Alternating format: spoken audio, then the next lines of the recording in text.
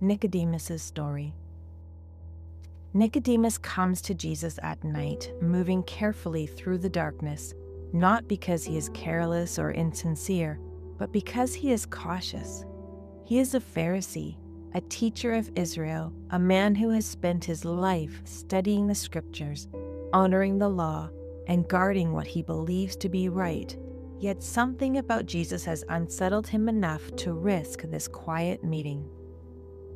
He begins respectfully, acknowledging that Jesus must be from God, because no one could do the signs he is doing without God's presence.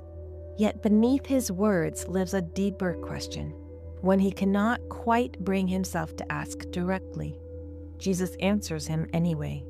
He speaks of being born again, or born from above, not as a concept to be mastered, but as a reality that cannot be controlled or earned.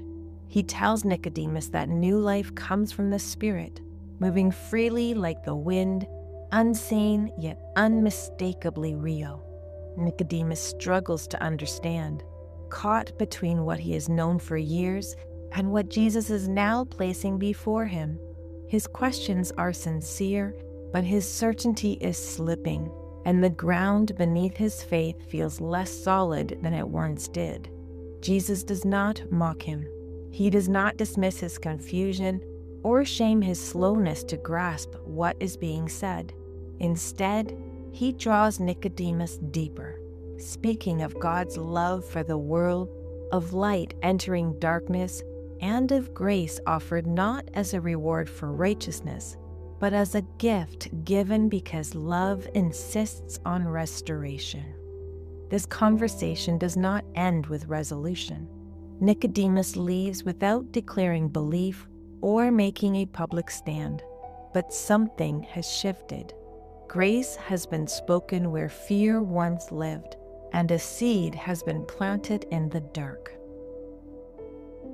Reflection. Nicodemus comes to Jesus trying to understand how a person can be made right with God, and Jesus responds by moving the conversation away from effort and toward something entirely new. He speaks of being born from above, of life that comes not through achievement or discipline, but through belief. In doing so, Jesus quietly reframes everything Nicodemus has spent his life working toward. What Jesus describes contains both mercy and grace, even though he does not use those words. Mercy is present in what Nicodemus does not receive. He is not condemned, he is not rejected, he is not treated according to what sin deserves. Grace is present in what he is offered instead: new life, forgiveness, restored relationship with God. Jesus says it plainly when he speaks of God's love for the world, that the Son was not sent to condemn, but to save, and that whoever believes receives life rather than judgment.